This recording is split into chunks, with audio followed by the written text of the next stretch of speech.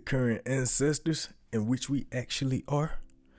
You showed up here today for a reason. Don't run when I say this, but we're going to be talking about who the devil really is. And it's not that guy behind me. What if the devil was never a monster hiding beneath the earth, but actually parts of humanity that we fear the most? What if our ancestors were just trying to explain the chaos inside of us? So we often picture the devil as this red horned monster looking thing, right?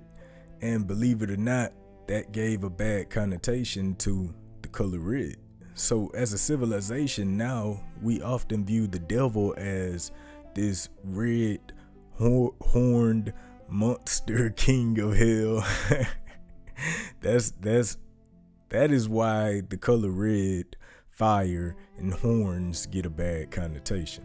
For example, hell is full of fire. Fire is red, but nothing said that hell is full of fire. It just said you will burn in the flames or a lake of fire.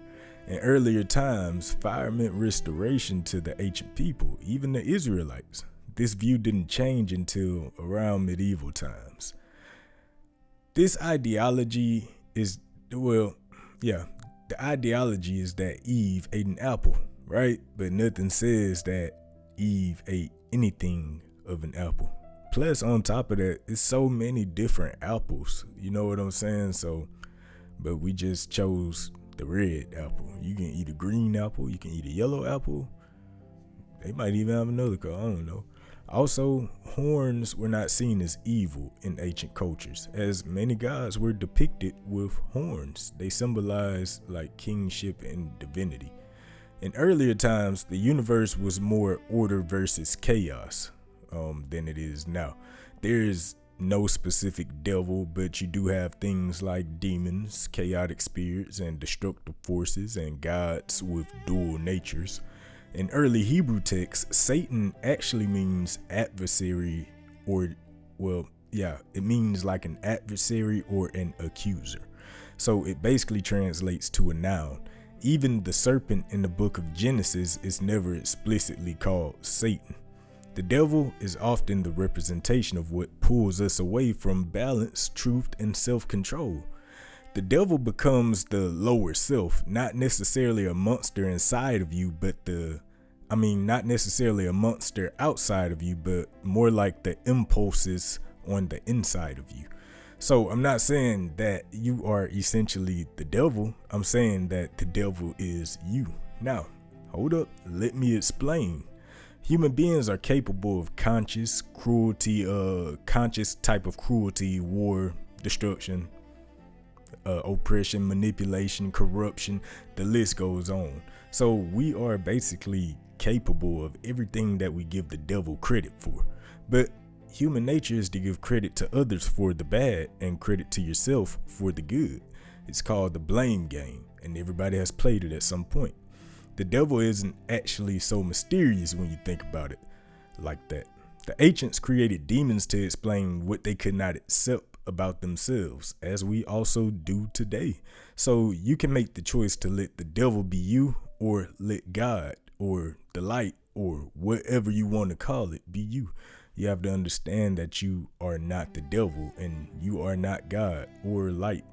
You have to make the conscious decision to let these concepts be you.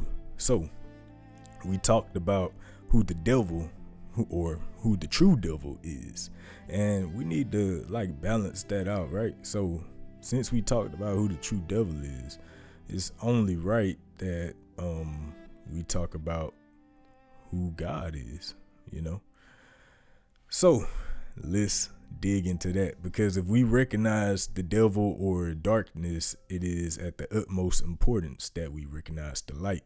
This gives us major control over our lives and gives us greater power of discernment. Knowing what the devil is and what darkness is raises our awareness to be able to recognize when dark forces are at play. So it is essential to know who the devil is, but knowing what God is is equally important to help us recognize when light forces are at play. Knowing both gives you almost a superpower, which is called wisdom. In ancient civilizations, divinity often meant the forces of existence itself, and before gods were given dominion over the forces of reality, people most likely wondered about the reasons behind the existence of such things. One recurring thing among traditions is that the gods or God created order. Examples include separating waters from land, bringing light into darkness, and creating law. This appears in all myths from the Mesopotamian to the biblical. You have to take into account that shamanistic people before civilization even started most likely viewed darkness as the worst thing ever. And that's probably what established it as evil later on through our genetic, makeup. But let's keep going. But why did they view darkness as like the worst thing ever? Because when you have to sleep in a cave and move around in tents and animals are out there, that can actually see you perfectly in the dark and stalking you as prey, you naturally feel the daylight is the embodiment of protection and good. So essentially, we can concur that darkness and light and the notion we have of God and the devil are like a lock and key, meaning two things that won't work without each other. Because if only one existed, there would be no concept of the other at all. All we would know is one. Now, let's dive into the Bible real quick. Let's go to Exodus.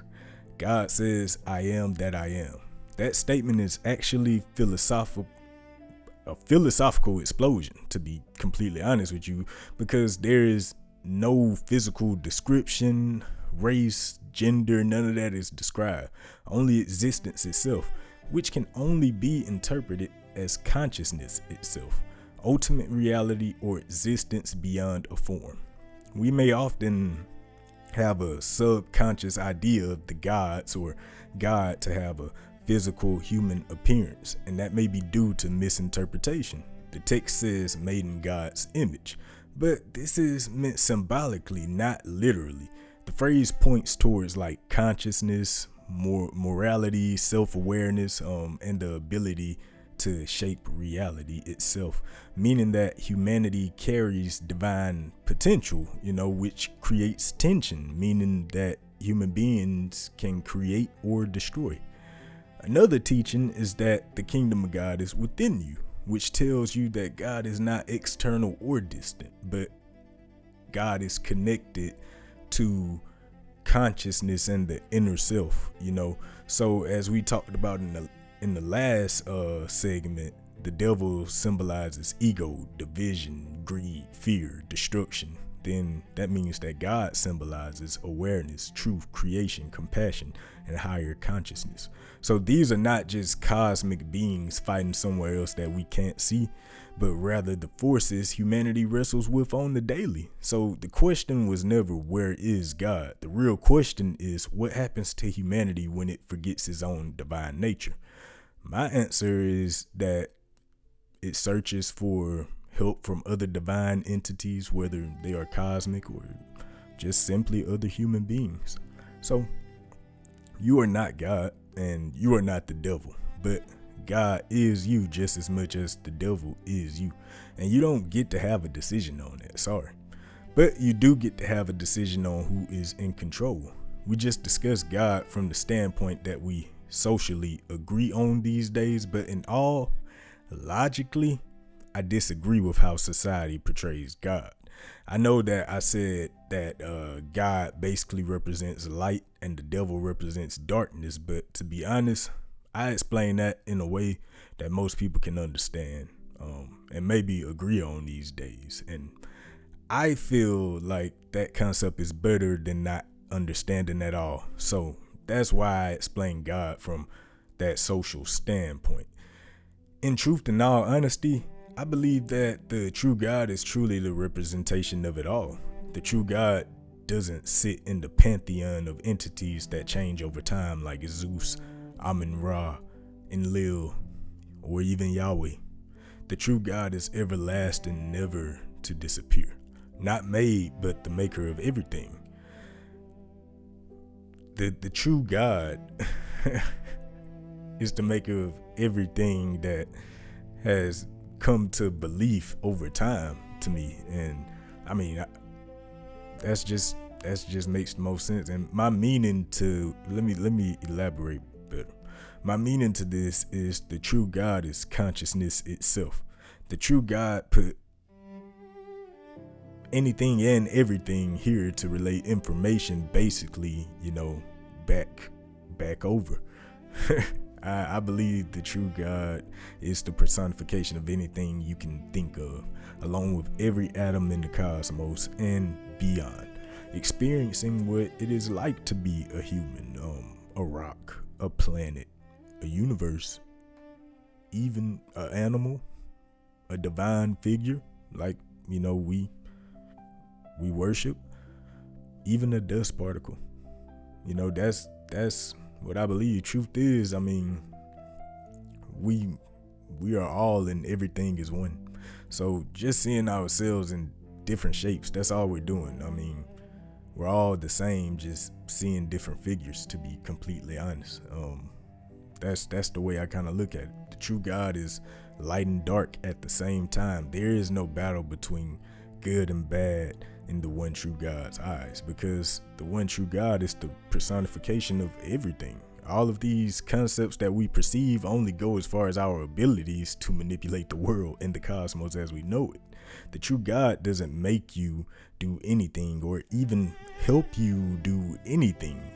The true God experiences what you do, and doesn't judge, but collects all that information as like a scientist would develop a better resolution and create better through cycles that we perceive as time.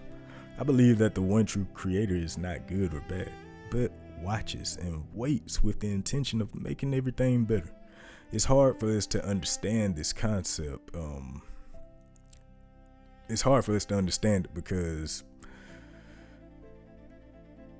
better is mostly thought of as something good to you, but understand that better for you doesn't mean better for your neighbor. Better in your mind is a concept of good for you, but better truly just means to improve upon the last time, whether you think it's good or not. So let's ditch our egos and start anew with a better understanding of these things. No more blame game, only accountability. Let's just watch how much we can grow. You can gain purpose through religion if you want. Even though I don't follow any religion, I'm not here to sway anybody from religion, because I do think that it's an awesome thing for some people that changes their lives, but just don't lose your accountability. The greatest trick wasn't convincing the world that the devil exists. The greatest trick was convincing humanity that evil only comes from somewhere else outside of us. Because if evil is only external, humanity never has to confront itself. I'll catch y'all on the flip side.